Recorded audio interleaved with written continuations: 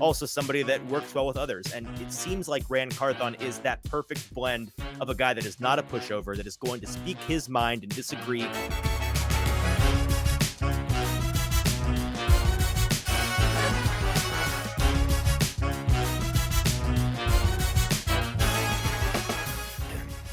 Welcome into the Hot Read podcast for Friday, January the 20th. I'm your host, Easton Freeze, director of published content here at BroadwaySportsMedia.com. We are also brought to you by the 440 Podcast Network, and I am joined as I'm dropping pens all over my desk by producer JT. JT, how are you? I'm good. Happy Friday. Excited. It's the end of the week, and more importantly, we are getting so close to what is going to be just an absolutely electric weekend of divisional round football, at least in my opinion. I sure hope so. It's going to be an exciting weekend. I think historically speaking, this is anecdotal, but I always feel like divisional round of the playoffs is the best weekend of football in terms of a mixture of quality versus quantity. You still have 4 games, so it's not like championship weekend where you've got 2 really big ones, but they are typically the best games of the year. So I hope that's the case. We're going to be talking about that and the Titans and all of the news this week as they hired their new GM. But first, the most important thing for us to get out of the way here at the top, JT, is a report on how our first soccer game went in our co-ed rec soccer league that we said we were going to be playing in on Monday. I am melancholy to report that we drew our first game, a 3-3 draw in our opener.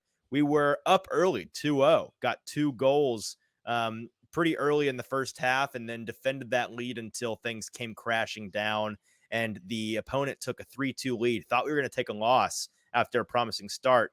And then we got the equalizer in what had to have been, I mean, this is a rec league, people. There's not a big scoreboard for us to look at, but what had to have been Probably the last 8 minutes or so. 7 or 8 minutes is what I was going to say. So a draw that we'll take, it's nice to get a draw when you were losing, more frustrated to get a draw when you were winning.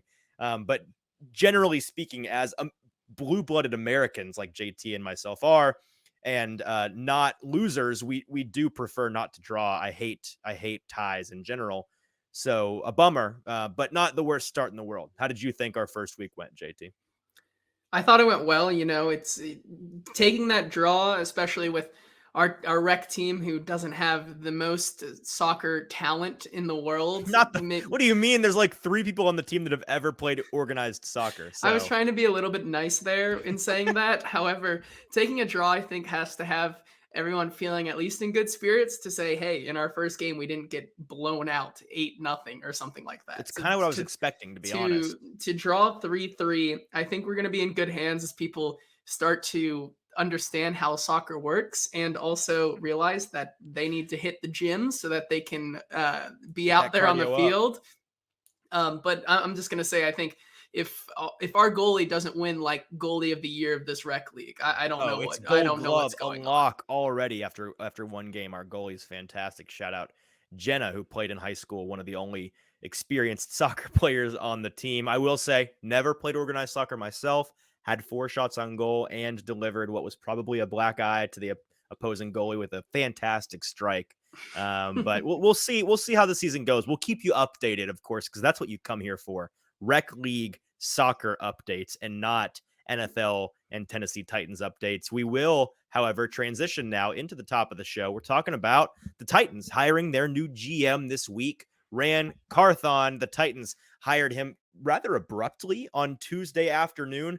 Personally, very, very pleased with the hire.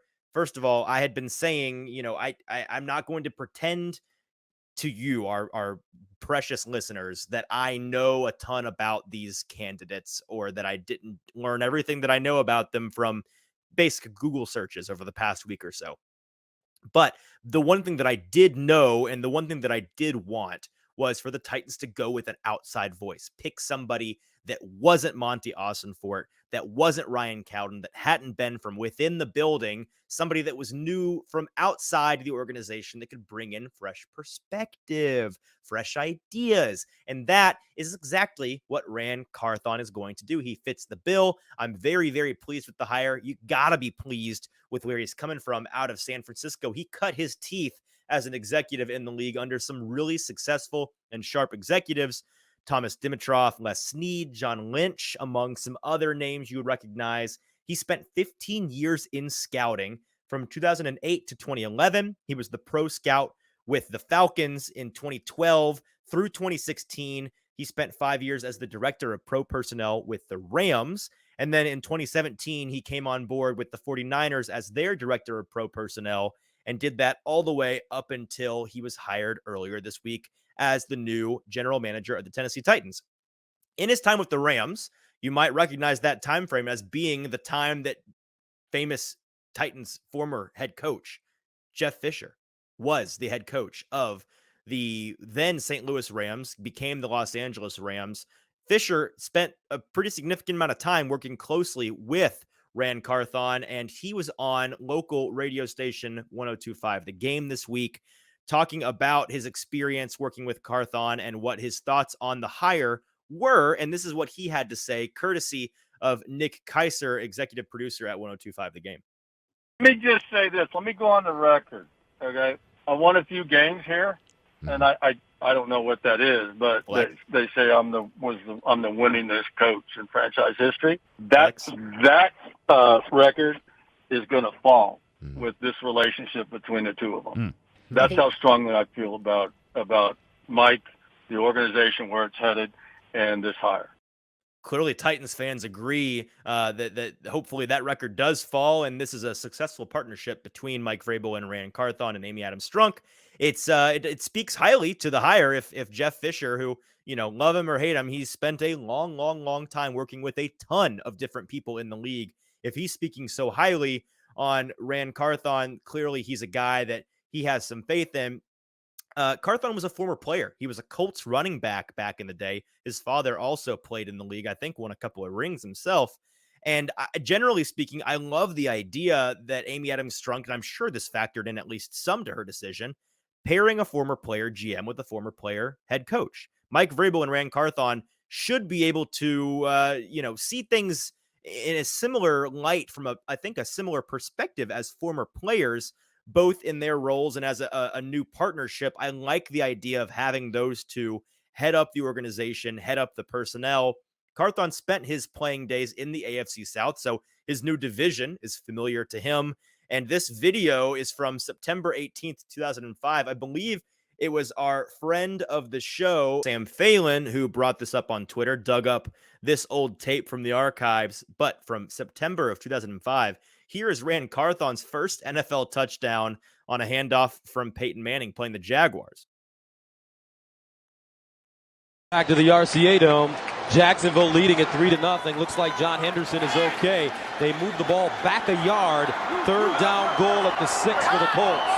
Carthon remains in the backfield for Edgerrin James. 17th play of the drive that started at the Indy 12.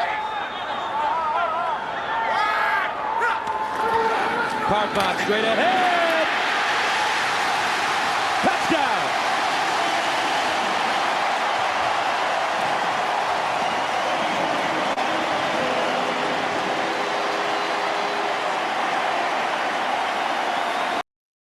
Right here, JT, is the perfect opportunity for me to do a mid-rant sell of the show, just in case people didn't know. If you're listening to this via podcast, I'm sure that video of Carthon scoring a touchdown was really fun to listen to. I promise it looks even better, and you can watch it as well as the rest of the show on YouTube. If you are new around here, then you must not know. This is a YouTube show. It's a video show now, as well as a podcast. So go over to Broadway Sports Media on YouTube. Subscribe to the channel. You'll get all of these Hot Read podcast episodes in their video form with all of our great visuals and pretty faces and all of the fun things that we have that supplement the show from a viewing perspective. Just give it a try. Subscribe over there, and we appreciate you viewing through YouTube as well as listening on your podcast platform of choice. Now, Carthon's hiring was met with praise from a number of people, including Trey Lance on Instagram and George Kittle on Twitter, both of whom were expressing just how much they liked Rand, and they both, experienced an extended period of time with him in San Francisco. His former boss, GM of the 49ers, John Lynch, had this to say about the hiring. He said, quote, "The first part of any relationship is there is a mutual respect, and I know they'll have that. I cannot say enough good things about Rand." couple of things about Rand just while we're on the fun facts side of things here from Albert Breer on Twitter. These 3 things, actually 4 things he had to point out about the Titans' new GM Rand Carthon. He grew up in Parcells football family, and which is something that Mike Vrabel, coming from the Patriots under Bill Belichick, is adjacent to, right? He also prioritizes toughness in his players, which is something that aligns very well with the Titans' identity. So that won't change a whole lot, you would imagine. And he's a guy that's going to challenge Mike Vrabel, just like Mike Vrabel does with others. And I think that had to have been one of the things that went into the decision to make this hire. Amy Adams Strunk wanted somebody that wasn't just going to roll over and allow Mike Vrabel to become the God King of the Tennessee Titans, but also somebody that works well with others. And it seems like Rand Carthon is that perfect blend of a guy that is not a pushover, that is going to speak his mind and disagree even with folks like Mike and Amy.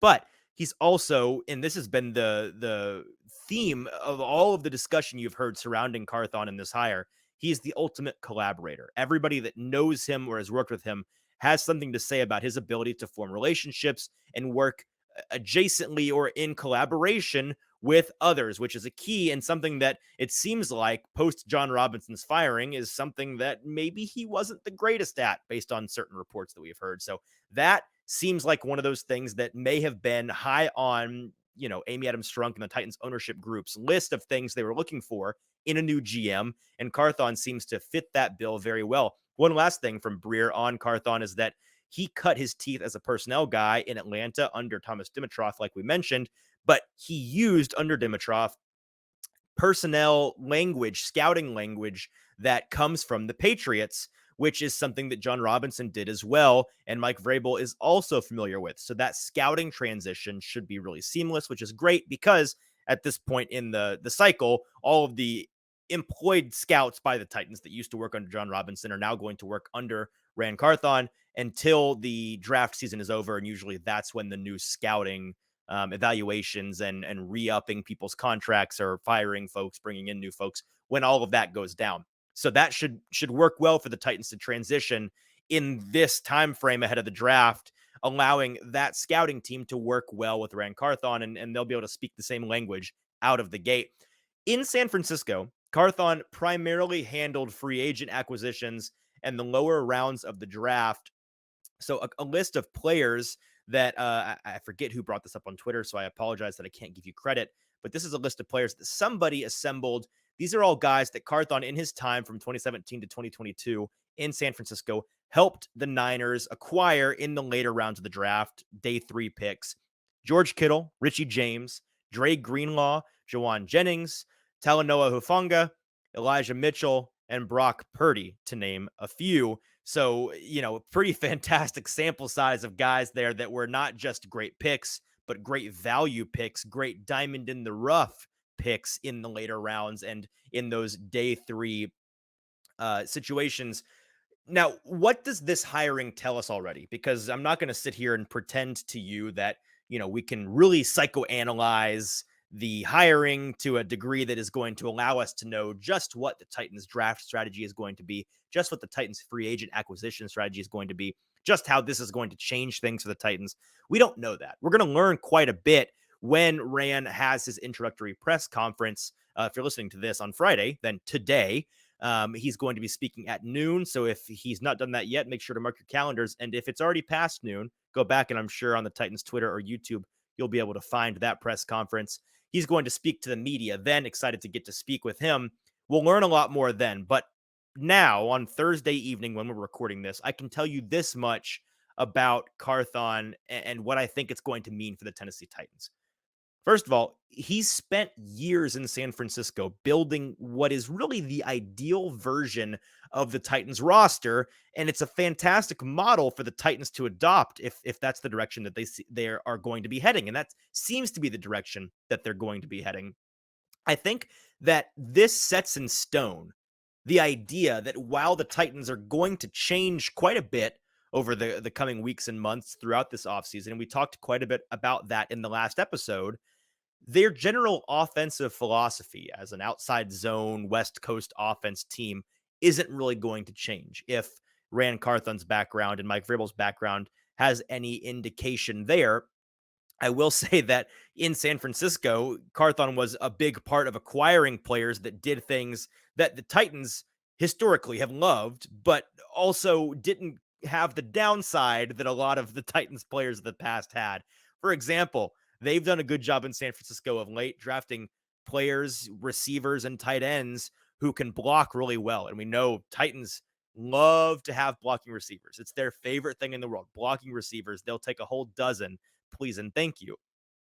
They also in San Francisco have done a good job of finding guys who can block and catch the ball, which is something that Titans players haven't been the greatest at. They haven't had a ton of fantastic receivers come through, except for AJ Brown, who they shipped right out of town. So that's something that is a positive, and you would hope the Titans fealty towards we've got to get guys who can block, even though they're wide receivers, can be meshed a little bit with the philosophy coming from Ryan Carthon in the San Francisco personnel department of, hey, let's get guys that are, just all around great players that can do it all. That's something that the Titans need quite badly if they're going to make this transition into a new, maybe more modern, maybe more versatile offense like we expect them to try to do in the next year or two. They also valued run after catch guys and guys that were difficult to tackle, two things that the Titans have really, really loved. And you've seen that in them drafting guys like Chika Okonkwo and Traylon Burks and AJ Brown. But they don't, again, pick guys that do those things to a fault. There's this common theme in looking at what Rand did in San Francisco versus what the Titans have historically done, in that Rand is probably going to offer up a healthy balance when it comes to valuing these things. The Titans, as a team that loves to build around being an off the bus team, a big bad bully team, bigger, faster, more physical than you, like Vrabel said in his end of season press conference, that's going to be enabled, I think, by the personnel inclinations of a guy like Rand Carthon. I also, and this is kind of my last point on what I think Rand Carthon's hiring can tell us about the Titans now, I think that this hiring makes Tannehill returning for at least one more season next year a near lock in my mind. Now, I've talked about this at length in the past couple of episodes, but what is Ryan Tannehill? He is durable Jimmy G, essentially. I mean, he's probably durable, slightly better Jimmy G, but that's a pretty fair comp, I think, that anybody would agree. And that's what Carthon has been building with and around for years now in San Francisco. He not only has had to do that, he's done it successfully. He's done it and put together teams that worked really, really well and made deep playoff runs with a limited quarterback like Jimmy Garoppolo. So that's not going to be a culture shock for him. It's not going to be something that he's unused to in terms of a team building point of view. The last thing here is that the Titans, this is just a little note that I added, but it's true. And I'm sure by the time you hear this, you may already have a hiring or two, by next week. I think that we'll definitely get some hiring news, but the Titans have to hop on their coaching search now, and they need to probably do it quickly. They've got quite a few roles to fill. Their offensive line coach, their secondary coach, their offensive coordinator. They need to do this as soon as they can so that you've got guys in place that can help inform the personnel staff and the front office staff and Rand Carthon himself as he's going to things like the Senior Bowl, which is later on. I think it's the beginning of February, actually, late January, early February. And you got the combine later on in the process, but he's got to be able to go to these things and, do visits at schools and go see pro days and all of these in-person evaluations with, in mind what exactly this team is looking for. And the coaches at different positions are going to inform that decision. And especially the offensive coordinator and the offensive line coach are absolutely going to be informing those decisions. So that's it on Rand Carthon. We'll have a lot more to talk about again, I'm sure, after his introductory press conference on Monday. Until then, we'll move on here. And I've got a couple of shows in a row now. I've had a take of the day, JT, and I've been brainstorming. I actually haven't brought this up with JT yet. So we're workshopping it. And I would love if anybody wants to subscribe and then leave a rating and a review and review this term that I'm going to workshop here. I'd appreciate your feedback on this. I'm going to call it the hot read, which seems kind of obvious, right? But what is the hot read? If you ever wondered, the hot read podcast, what is it, right? Well, if you know anything about football and schematics and X's and O's, then you know a hot read is just the dump off for the quarterback. It's the in the flat, wide receiver. It's the running back dump off when the pocket's collapsing. It's when in doubt, that's where you're going first, right? That's if we're needing to get the ball out quick, that's where we're going. That's a hot read, and it's double entendre, folks. We put some thought into this name when we renamed the show back almost a year ago. It is the hot read podcast in the sense that we like to dive into X's and O's. And when I was partnered with James Foster, when we named the show, it was great because he's the X's and O's guy. You guys know that. And then it's also a take on, hot takes. That's what I do. I'm a narrative guy. I'm into the narratives of sports, and I enjoy a good hot take or two now and then. So that's what we're doing here. And so, the hot read, it can be my one big thing. If you've ever listened to Scott Van Pelt, he has one big thing. I'm trying to think of what can I call my one big thing. Well, the hot read felt obvious. Let me know, JT. Does that work? Do we think that works? I mean, I think it works. You think it works? It's acceptable to you? Not too cheesy, not too cringy. No, I think it's a little bit on the nose, but I mean, it works. It is definitely on the nose, but maybe we'll keep brainstorming. But for now, it's the hot read. So here's the hot read for today. And if you follow me on Twitter, you know this because I talked about it earlier this week on my Twitter feed. But I'm regularly harping on this show and in my written work and on Twitter everywhere.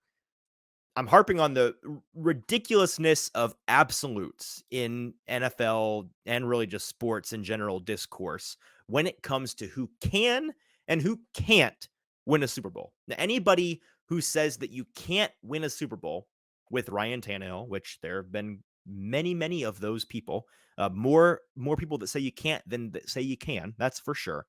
Anybody that says that to your face and then in the same breath says that the 49ers this season with Brock Purdy right now in the postseason are real contenders is a fool. They're a fool if they think those two things simultaneously because they're not logically coherent, people. And I know for a fact there are a lot of these people out there, but San Francisco is the perfect example for me to use in continuing this point that I've been pressing for a long time now.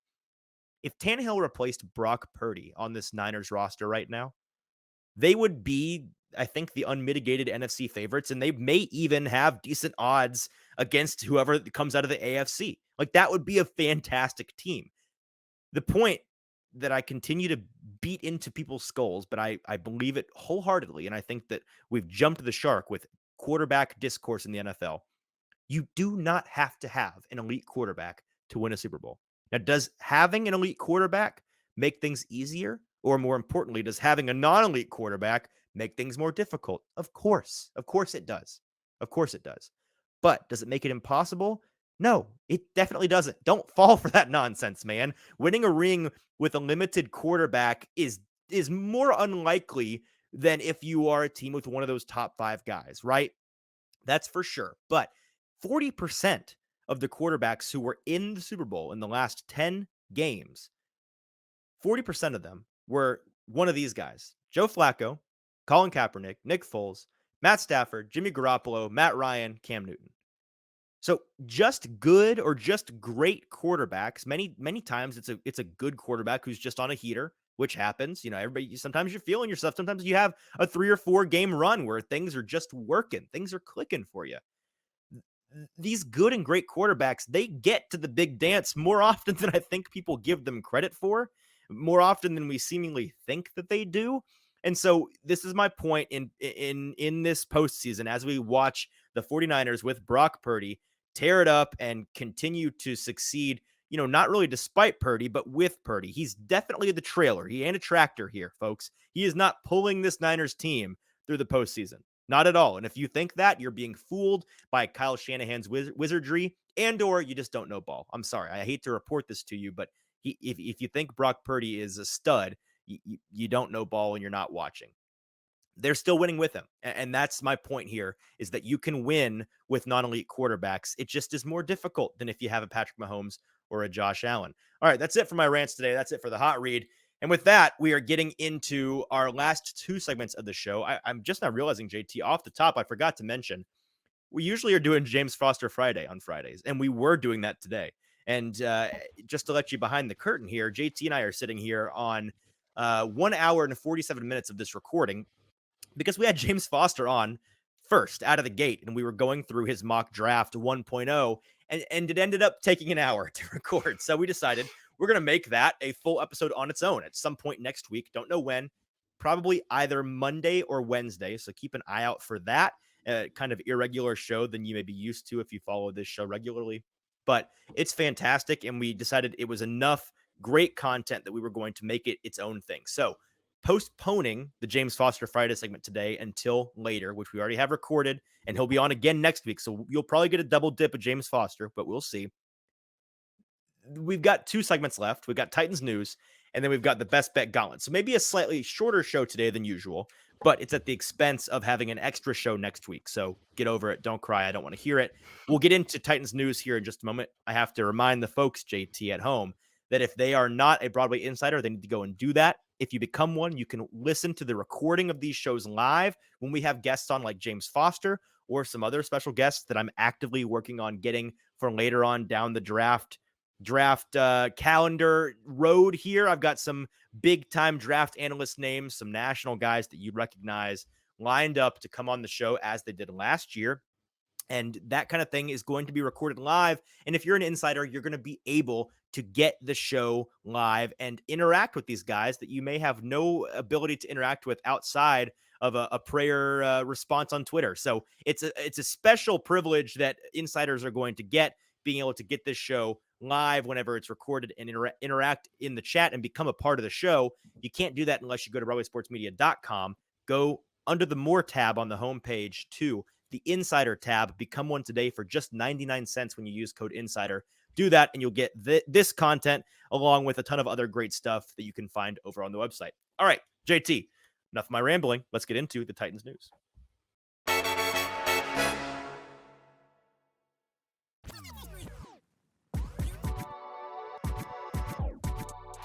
Gonna start the news today with something other than personnel Titans news. Let's talk about the Titans heading across the pond next year. It was announced yesterday on Thursday that the Titans will be playing a game next year in the Tottenham Hotspur Stadium, which will count towards one of their home games, but they will get to play over in the UK. Easton, who would you like to see the Titans play overseas? Somebody not important. So I'd like for them to ship one of the NFC opponents over there. First of all, it is a home game that counts against one of the Titans' home games, but fans shouldn't really be all that upset because with the 17-game schedule, this upcoming year in 2023, odd years means the AFC teams get an additional home game. So the Titans had 9. They're now going to have 8 home games in Nissan Stadium and 1 home game in London, which I'm already planning on going to. Hopefully it's not. The one thing they can't do, JT, please don't make this game like around Thanksgiving or around Christmas and make it impossible for folks to go over there and see it. I would love for this to be a nice like week 5, early October, late September game. That would be ideal. But Titans fans, season ticket holders, you're getting your full 8 games at home. The 9th will be played in London, and I hope, JT, that it's against one of their opponents that doesn't matter. I don't think, and you can correct me if I'm wrong, I don't think the NFL has ever shipped over a division game because it's unfair to the home team. Correct? I'd have to look, but I don't think so. That wouldn't make really any sense, make sense. and I can't think of an instance of it happening. So I don't think that's going to happen. That eliminates 3 of the Titans' home opponents right there. I also think it's relatively unlikely that they send over the Chargers with the Titans because the Titans' only other time playing in London a couple of years ago was against the Chargers in a thrilling game when the Titans lost on a 2-point conversion at the end of the game, going for broke and trying to go home with a win. That brings it down to just, that takes 4 off the list, so there's 5 remaining. 3 of those teams are NFC teams, and I'd prefer for it to be, I think Titans fans should prefer for it to be one of those NFC teams. It doesn't matter nearly as much as an AFC game, and it also will be, the kind of game that will be fun, and Titans fans would love to see at home, but no one's really gonna, no one's gonna cry themselves to sleep over these teams getting sent over there, and those teams are the Falcons, the Seahawks, and the Panthers. If it's any of those games, which I think is probably more likely than not, I think Titans fans can be happy with that, unless the Panthers, have a stud rookie quarterback, or I don't know, the Falcons turn into the Fighting Desmond Ritters. Like I don't know a situation in which it becomes a super enticing game. They may be good games, but in terms of the star power, the number of fans that it would draw to the Nashville area and into Nissan Stadium, those would be the games that would be best suited to get shipped over there. If I had to pick just one, ship the Panthers game over there. I don't need to see that. If they made Bengals Titans over there, would that be the most high stakes UK game there's ever been? By a country mile. Yes, they'd never do it, but if they do, first of all, Titans fans should be royally pissed if they do that, because that is a monster game that will draw. We've seen in recent years will draw a fantastic crowd at Nissan Stadium, and is not a rivalry game, but definitely would be a revenge game for Titans fans. To send that to London would be just disrespectful. So don't even speak that into existence. But if they do, it will make for the greatest on location episode of the Hot Read podcast. JT and I would probably be in London for that, to be honest with you. Back to the Titans. It's been pretty quiet on the staffing front besides the GM hire, but the team did request to interview Broncos offensive coordinator Justin Alton for an offensive staff position. Alton called plays for the Broncos in the last 2 games after firing Hackett, and was also previously Green Bay's tight end coach, as well as an offensive assistant with the Falcons offensive line. So it could be interesting to see what position they really interview him for, whether it be something as just an offensive assistant or maybe an offensive line coach. We'll just have to see. Right, so in the reporting, like you're alluding to, they didn't specify that he was being interviewed for the offensive coordinator position. So it could be that they were wanting to, and again, they only have requested. They've not interviewed him yet, just to be clear. It's not clear whether they want to interview him for that OC role, or whether or not, I think another role that would make sense that they're trying to fill that he could be a candidate for is that offensive line coach position. Either way, he did make the most of his 2 games coaching and calling plays without Nathaniel Hackett in Denver at the end of the year, and he made that team that was unwatchable all year long pretty exciting there at the end. So I think it makes sense for him to get an interview, and I'll be curious to hear if there's reporting on what exactly he's interviewing for, if and when that happens later on down the road. Other than that, not much else to report besides Charles London, who was reported previously to be a interview candidate for the offensive coordinator spot. Right. He will actually be calling plays in the upcoming Senior Bowl for Team America. So that'll be interesting to see him get a little bit of work, whether it be on that field or an NFL field. Maybe adds a little bit to the interview process. Yeah, absolutely. It's a super cool program that the Senior Bowl has, where I think it's called the Next Up program or something along those lines, but it allows not smaller is the wrong word, but coaches of lower station in the NFL, guys like Charles London, who is a position coach, to come in and be the head coach of these young guys at what is essentially the College Pro Bowl, if you don't know what the Senior Bowl is. And it allows these guys to get exposure with all the NFL teams and scouts and executives and coaches that are down there alongside them watching all these guys play. So I think London getting that opportunity is super cool. I said the other day on the show that I was kind of meh on him as a potential offensive coordinator, but it'll be interesting to see, what his exposure is down there and what kind of impact he has on that game. And that's going to do it for our news segment today. All right, that's it for news. So we will jump over James Foster Friday. Again, you'll get that in a full standalone episode at some point next week. We'll go straight to the Best Bet Gauntlet Playoff Pick 6, and we'll jump right into it here, JT. We've got a Week 2 edition of this version of the Best Bet Gauntlet, our Playoff Pick 6. Of course, we did this in the regular season, and I'll just preface it by saying betting the playoffs on paper is not a very good idea. It becomes much more difficult. You see a lot of pros will not really, let me put it this way. You don't make your money betting in the playoffs, but it certainly is fun, and we're going to keep doing it. So the competition is over. We encourage you to continue betting with us. Even though last week was so hard to bet, we still went 3-3, which again, the tied score of our soccer game, the tied score of our record in betting. We had a very meh weekend, but we didn't have a losing weekend, which is the key here. We ended up missing out on 2 of our 3 spreads, Tampa and Buffalo. Tough. Not even close. Those ones were dead in the water very early on. Brady under 42.5 pass attempts, also dead. He threw the ball like 170 times because the Buccaneers were getting murdered out of the gate. We did hit, though, on Baltimore plus 9.5, our favorite pick of the week, and that one felt like it was a lock. I wasn't sweating that one the whole game, JT, and that one was a pretty easy pick there. Mixon under 85 rushing and receiving yards. That one was scary because on the first drive, the Bengals gave him the ball, I don't know, 13 or 14 times, and he had I think he had 21 yards through like the first drive, and we were shaking. This is gonna be dead by halftime, and then he just disappeared. He just took the rest of the game off, and so we hit on that one. And then Herbert over 37.5 pass attempts. Thank you to the Jaguars for coming back and making him throw the ball. Although I guess maybe Joe Lombardi would have thrown the ball anyways because they were up and they. Never mind. He's fired. I won't dance on a man's grave.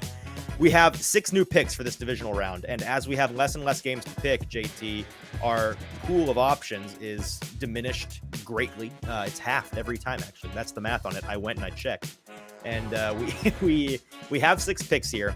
It's getting harder and harder for us to agree on sides, just because we've got the Bengals still in the playoffs for JT. We've got some personal hatred here and there, maybe of the Cowboys. But we did find 6 picks that we like. Are any of these sides? I think these are all totals and props. Am I right? Yeah, so for clarity, I when I was going to prep for this, I came to Easton here with the Cowboys +4 and the Bengals +5.5, and for one way or another, we agreed to disagree on those. Can't do it. And we moved away from the sides because this week is just with the numbers, it's very tough. It is tough, but we found some totals that we like, and we found some props that we like a lot. So I'll give our first one here. Again, this is our playoff pick 6 divisional round edition. Our first pick, I'm going to go with the Giants and Eagles over 48. Now, conventional wisdom tells us that in division games like this, the under is more profitable than the over. Typically, these games are grosser, they're grittier, they come down to the wire, and there's not a whole lot of points scored because defenses know how to maximize their efforts against these offenses they see on a regular basis. I think in this playoffs, if the wild card weekend was any indication, offense is the only thing that showed up. I don't think any defense actually came to play in the postseason outside of maybe the Bengals and the AFC North. They showed up for some defense. Everybody else did not. And we saw, I think 5 of the 6 games in the wild card weekend hit the over very comfortably. And the only one that didn't was that Bengals-Ravens game, except maybe it did. Maybe they went 6-0. I don't know. It was all overs all day. I think that this is going to be another one of those. If Daniel Dimes is playing anything like he did against the Vikings, feeling himself, running all over the yard, throwing it all over the yard to a bunch of no-names, it doesn't matter because Danny Dimes is arrived. It's no more Mr. Nice Guy. I think this game could be kind of a score fest. The Eagles are going to be rested. Jalen Hurts is back. Those weapons on the outside and A.J. Brown. And I almost forgot the giant killer himself, Boston Scott. He's going to be running all over him. You just know he is. Maybe 3 touchdowns on the day. I love the over in this game. Now that you say that, maybe we should have made one of our picks Boston Scott anytime touchdown. You say your next pick. I'll go and look. We might have a bonus 7th pick. I'm going to see what we got. All right, with our second pick here, I'm going to take one in the first game of the weekend, which is between Jacksonville and KC, and I'm going to take the under, which is, as Easton just said, the over's been hitting like crazy. However, the under right now, the total on this game right now is 53, which I just think is a crazy number considering these two teams. But let's look at some of the stats and let's dive a little bit deeper into this one. The unders in home games with Reed and Mahomes are actually really, really good. The sample size is not what you really want. It's only about 24, 25 games here. But the under is 16-8-1 since 2018 when Kansas City is favored by at least 7 or more. In this game right now, I believe Jacksonville is +8.5. And I think this game is going to be a lot closer than people think. And I don't think it's going to be a scoring fest like the Jacksonville Chargers game was. So I'm going to take the under in what I think is my favorite bet of the week. All right, with our second bet, I'm going to go with Jalen Hurts under 51.5 rushing yards. And going back to the well on the Giants and the Eagles game, the rationale here is pretty simple. 51.5 rushing yards is quite a bit for any quarterback. Now, we saw Jalen Hurts earlier in the season. If you look at his rushing totals, he had quite a few games well over this mark in the triple digits. In his last 3 games before getting hurt in the regular season, however, he was not running the ball a ton, and it was kind of inconsistent. Now, in this game, if the Eagles end up murdering the Giants, like people kind of expect they might, he's definitely not going to be running all over the yard and risking injury. I also think coming off of the injury, because reminder, this is his first game back in 2 or 3 games now, he's not going to, I think, again, we're doing a little bit of guesstimation here, making some assumptions, but if he's not 100%, which I'd imagine he's not, he's probably not going to be looking to run nearly as much as he might otherwise do, just because he's trying to stay healthy and make a run to the Super Bowl. So those 2 things give me enough confidence to say that I think that the Jalen Hurts rushing attack, again, they've got Boston Scott handling that, the giant killer. He's going to be able to run for as many yards as they need.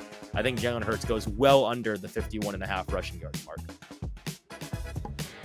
With our 4th pick here in the divisional round, pick 6, we're going to stay here with that Jacksonville and Kansas City game.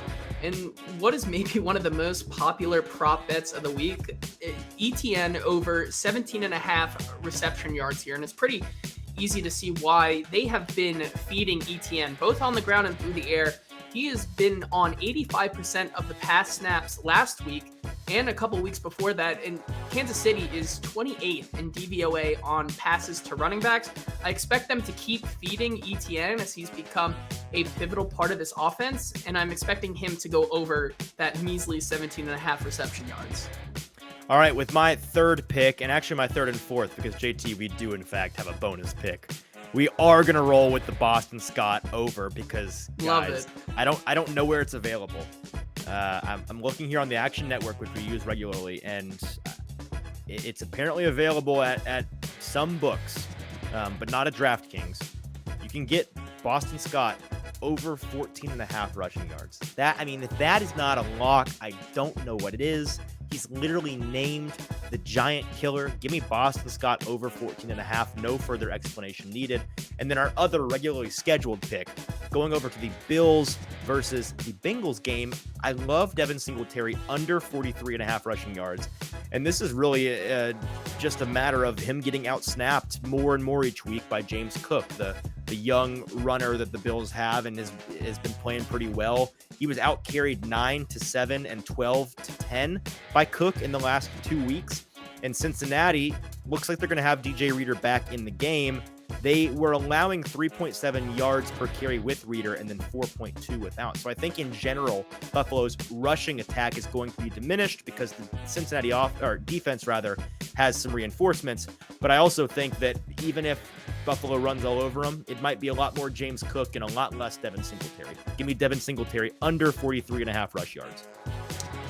With the, I guess now 7th and final pick of the Best Bet Gauntlet pick 6, because we had a little bit of a Jimmy Neutron brain blast moment there in the middle of the We did brain blast. I love that right reference. There. Great reference. We're gonna take the under as well on this Cincinnati Buffalo game, which is currently at 48.5. Listen, we've been talking about how the overs have been hitting like crazy, but in the case of the Giants Philadelphia game, it's a matter of high scoring offenses with defenses that have their fair share of holes. In this game, you have 2 of maybe the top 2 high scoring offenses in the league here, but both defenses really don't have a lot of holes. Both pass defenses are top 9 in coverage per PFF, and they are 9th and 12th defensive pass DVOA. The Cincinnati offensive line is dealing with a Bills front that is 6th highest in pressures. By the way, they're going to most likely be without Jonah Williamson, Alex Kappa, and LC, of course.